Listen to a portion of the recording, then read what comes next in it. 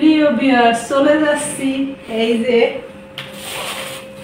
পায়েসের বক্স নিয়ে মেয়ের বার্থডে উইশ করার জন্য। আগামীকালকে আমার বোনের মেয়ের। প্রিয় ভিউয়ার্স, কোরবানির ঈদ দ্বিতীয় দিন চলতেছে, খাওয়া দাওয়া তো ভরপুর থাকে। এই দেখুন, আজ আমি দুধ জাল দিয়ে নিয়ে কমিয়ে ফেলছি এতটুক। এখন এর ভিতরে চিনি দিয়ে দেব পরিমাণ মতো। এই যে এবারে নেড়ে ছেড়ে নিচ্ছি,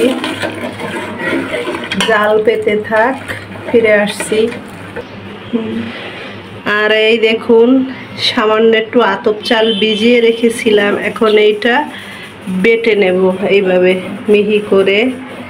বেশি একটা মিহি করা লাগবে না, হালকা হালকা মিহি হইলেই হয়ে যাবে। এভাবে চালটা আমি সম্পূর্ণ বেটে নিচ্ছি।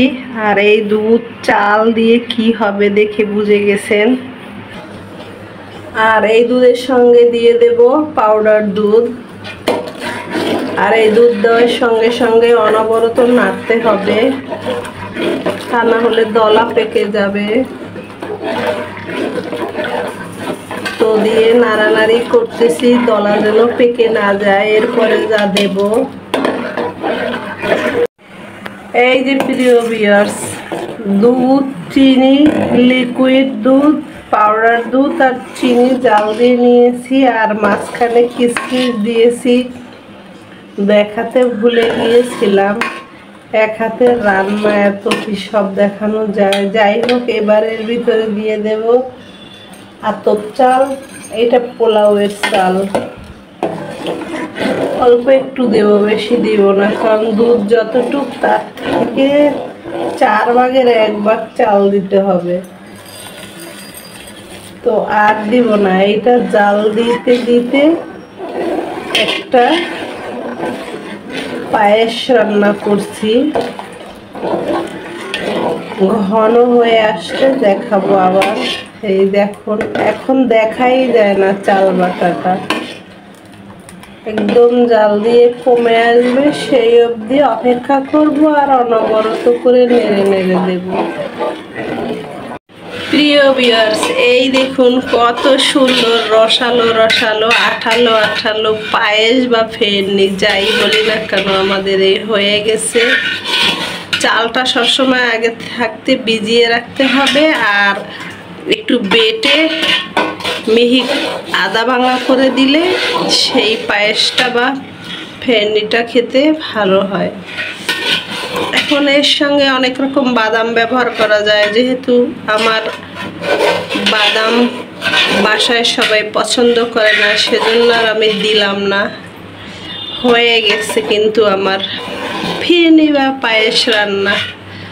এখন একটু ঠান্ডা হলে সবাইকে দিব আর নিয়ে যাব একটু বাহিরে। তো দেখুন, আশা করি ভালো লাগবে। প্রিয় ভিউয়ার্স, রান্না হয়ে গেছে, এবার ভাগাভাগি করতেছি কোথায় কি দিব। অল্প করেই রান্না করেছি, তো অল্প হোক আর বেশি হোক, পরিবার পরিজন নিয়ে খাওয়ার মজাই আলাদা। এটা আমি আমার নিজের কাছের লোকদের জন্য পাঠিয়ে দেব। আমরা অল্প করে রাখবো আর অল্প অল্প আমার ফ্যামিলির মাঝে বিতরণ করব। তো কোথায় নিয়ে যাব সেটা আপনাদের মাঝে শেয়ার করব। আশা করি ভালো লাগবে, দেখতে থাকুন। প্রিয়জনদের নিয়ে ভাগাভাগি করে খেতে কতটা আনন্দ।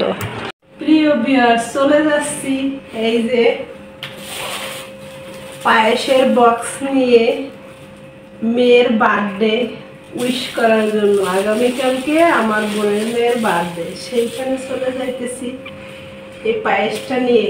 কালকে বার্থডে, আজকে যাইতেছি। ও খুব খুশি হবে, তার জন্য যাই। দেখুন ওর খুশিটা কেমন হয়ে যায়, দেখাবো, চলুন।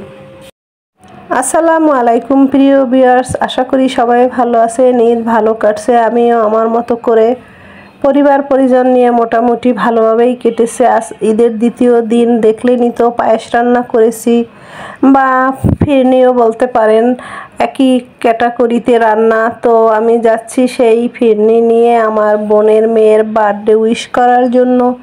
তো অপেক্ষা করছি, নিচে নেমে গেছি লিফটের অপেক্ষায়, চলে যাব ওদের বাসায়।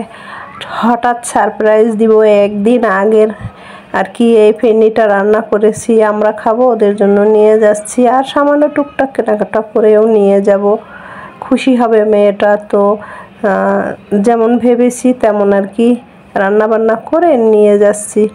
আর যেহেতু কোরবানি ঈদ, সবার ঘরে ঘরে গোশ মাংস তো আছেই, ওইটা আর করলাম না, ওইটা দাওয়াত দিয়ে খাওয়াবো সেটা পরে। কিন্তু এখন ওরা এগুলো খাবেও না। আমি আমার মতো করে যতটা সাধ্যের মধ্যে ছিল পরিবার নিয়ে ভাগাভাগি করছি। আর বার্থডে যেহেতু পড়েই গেছে, তো কি আর করার, ছোট মানুষ, যাই চলে দেখতে থাকুন। ওর কাছে গেলে ও কি বলে, অবশ্য কিছু বলবে না, ঠান্ডা মনের মানুষ একটু। তো যাচ্ছি, দোয়া করবেন সবাই সবার জন্য, ঈদ যেন ভালো কাটছে যেমনটা, এরকম সবার জীবনে যেন এরকম সুন্দরভাবে ভালোভাবে ঈদ কেটে পরবর্তী সময় আগাতে জন্য পারি। নিয়ে আসছি প্রিয় ভিউয়ার্স পায়েস রান্না করে, আর চকবার, আইসক্রিম, হালকা পাতলা খাবার। Happy birthday my dear daughter, সুখে থাকো, ভবিষ্যৎ উজ্জ্বল করো।